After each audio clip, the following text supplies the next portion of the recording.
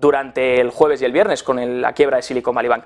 Bueno, damos ya la bienvenida a José Basagoiti para ponernos más contexto sobre todo esto, CEO y cofundador de Trading Pro. ¿Cómo estás, José? Muy buenas tardes, gracias por venir.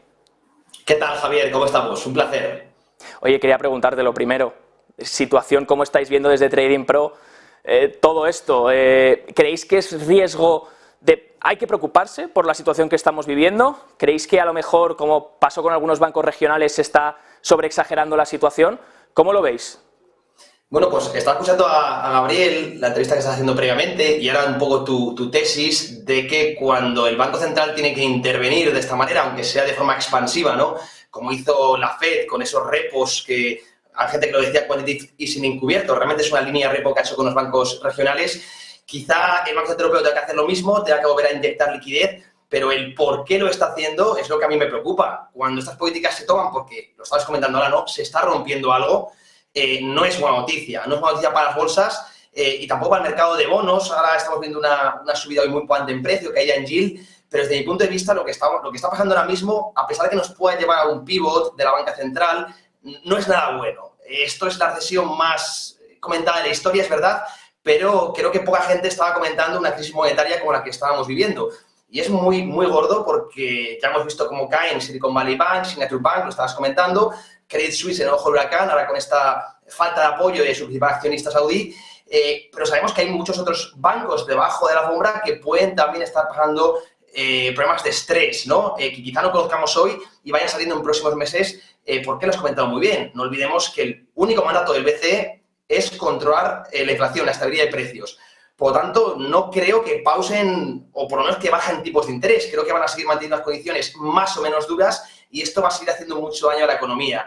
Yo sigo siendo ciertamente pesimista, creo que lo peor no ha llegado. Es verdad que la economía real y la financiera no es igual, pero desde mi punto de vista, y nosotros en Trading Pro seguimos a medio plazo con cierta visión bajista o por lo menos de lateralización. Desde luego no creo que estemos en un caldo de cultivo para un mercado alcista secular, a pesar de que pueda llegar un pivot, una pausa, como lo queramos llamar, de la banca central, porque si llega es por malas noticias, no es por desinflación fuerte, no es por necesidad de estímulo a la economía, sino que es porque se está rompiendo algo. Por lo tanto, visión ciertamente pesimista, Javier. Nos quedamos con eso, José, visión ciertamente pesimista. Te quería preguntar también, ya no solo en el contexto de la renta variable, sino yendo para la parte de la renta fija. Estamos viendo movimientos históricos. Desde el 87 no se veían más de una caída de 103 puntos básicos en el interés del bono a 2 años. Que es que hace poco, recuerdo que estábamos dando la noticia aquí en la semana pasada, de que el interés a 2 años llegaba a un nivel récord superior al 5%, que no veíamos desde el 2007. Todo apuntaba a que eso iba a mantenerse así, con lo que bien comentabas, ¿no? Unos bancos centrales que seguirían subiendo tipos. De hecho, el propio Powell dijo, vamos a incrementar la tasa terminal.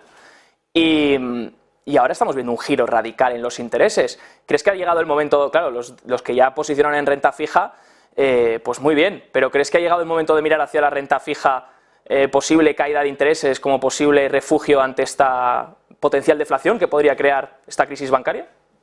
No lo tengo del todo claro, no lo tengo del todo claro porque es verdad que estamos viendo un momento muy acusado hoy, es verdad que el mercado está loco. Hace 5 días pensábamos que la tasa terminal en Estados Unidos iba a estar cerca al 6%, ahora más cercana al 4,75%, en Europa más de lo mismo, pero yo insisto que no veo que la inflación se pueda vencer tan fácilmente. Por lo tanto, yo sigo teniendo ciertas dudas con el mercado de bonos. Es verdad que para hacer ciertas coberturas o diversificar puede ser una buena alternativa, pero insisto que me genera ciertas dudas todo el entorno. Creo que es cierto momento para ser prudente, estar en liquidez, vigilar también gestión activa en renta variable y con el mercado de bonos seguir posicionándose. Nosotros tenemos parte de la cartera en renta variable, sobre todo estadounidense, con riesgo de divisa cubierto, pero cuidado con pensar que los tipos de interés ya no pueden volver a subir más. Dependerá mucho de la inflación. Has comentado antes una cosa muy interesante, hay una desglobalización en cierres, la guerra no ha finalizado y sobre todo el tema energético. Hay una falta de CAPEX brutal, es decir,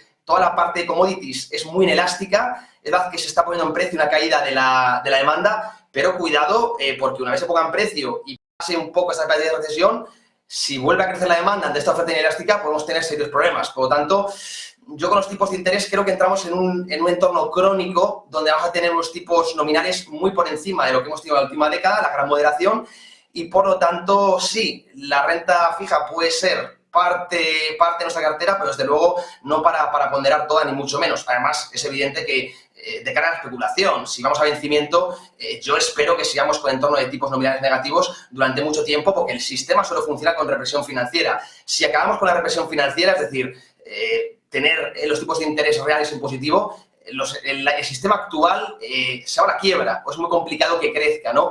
Por lo tanto, insisto, se puede especular en renta variable, en renta fija, perdón, creo que es interesante para esperar a vencimiento como cobertura o como diversificación en una cartera bien, pero desde luego para poner mucho peso en nuestro portfolio, yo sigo sin verlo.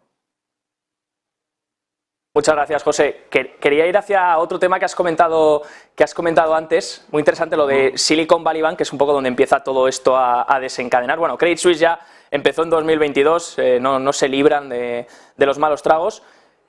Silicon Valley Bank, ese rescate que has comentado, esa ventana de descuento que ofrece la Reserva Federal y esa protección a los depósitos, incluso a los depósitos no garantizados, que recordemos para todo el que nos esté viendo, más del 97% de los depósitos que había en Silicon Valley Bank no estaban asegurados.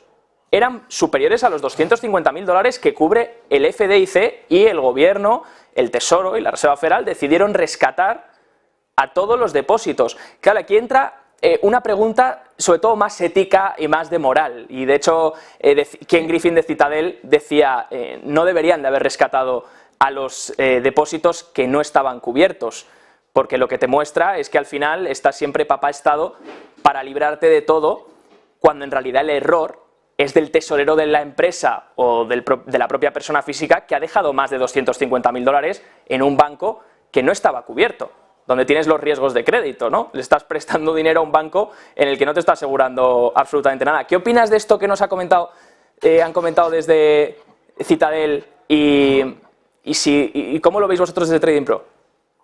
Sí, es verdad que hacer el due diligence de un banco no es fácil. Nosotros somos inversores y sigue siendo muy complicado analizar los balances de los bancos, incluso a veces para gente profesional. Es verdad que en el caso de Silicon Valley Bank son startups sobre todo, y los CFOs, los financieros de estas empresas, pues evidentemente tendrían que haber hecho un trabajo de diversificación y no haber depositado toda la tesorería con la que se pagan nóminas, con la que se pagan proveedores en un mismo banco. Tienen cierta culpa. Yo no soy siempre de un punto de vista más liberal, no me gusta demasiado la protección extrema al consumidor, y creo que de vez en cuando cae un banco también tienen que caer los depositantes, que no dejan de ser inversores en el banco. Tú cuando estás depositando estás financiando al banco, ¿no? No es una figura muy alejada del inversor, el bonista, ¿no? Se ha decidido rescatar en este caso a los depositantes, yo creo también por saber un poco la economía real. Como digo, eran startups, eran tecnológicas y bueno, podía ser una masacre muy importante de desempleo, no pagar nóminas, quiebras, y bueno, se ha decidido tomar esta situación, pero como comentas, ¿qué mensaje das a la banca? Siempre que hay problemas, sea de liquidez o solvencia, va a estar papá Estado, sea vía Tesoro o vía Banca Central, rescatándote. Evidentemente, para los que lleguen luego, el incentivo es acometer las mismas imprudencias, las mismas atrocidades monetarias. Básicamente es descartar plazos y monetizar la iliquidez y llevarlo al extremo. Esto es lo que ha sucedido, ¿no? Ante una salida de depósitos que son pasivos de los bancos, pues no se han tenido suficientes activos líquidos para responder, ¿no? Y que, bueno, pues ha tenido que llegar la FED con esta línea de liquidez, que son repos, no dejan de ser repos. Oye, yo te quito bonos y reservas y al cabo de un año se invierte la posición. Me voy a dar las reservas y te devuelvo un repo de toda la vida. Si el banco no impaga, la sociedad se quedará con el bono, ¿no?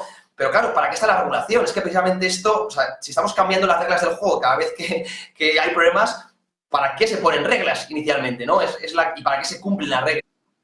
Es muy complicado porque el sector bancario es el alma de la economía, tienen mucho peso, sabe que tienen agarrados realmente a los estados, porque si cae un banco, hoy en día todos somos acreedores y deudores de todos, ¿no? Si cae un banco, arrasa la economía, entonces es un juego logístico muy complicado y la verdad es que hay una solución difícil. Desde mi punto de vista y como liberal y creyendo en el libre mercado, yo soy partidario, no siempre hay matices, pero de dejar caer a los bancos sin rescatarlos. ¿Por qué? Porque se va a poner incentivos para que en un futuro, de verdad, por fin, los bancos se empiecen a comportar bien. Y fíjate cómo a los bancos se les protege, pero a las criptomonedas o stablecoins no, que no dejan de ser algo similar. finanzas tradicionales frente a finanzas más descentralizadas y a las criptomonedas, que también son depositantes, realmente nadie las rescata. ¿Por qué ese trato hacia unos y no ese trato hacia otros? Regulación, amiguismo, ya lo sabemos cómo funciona esto.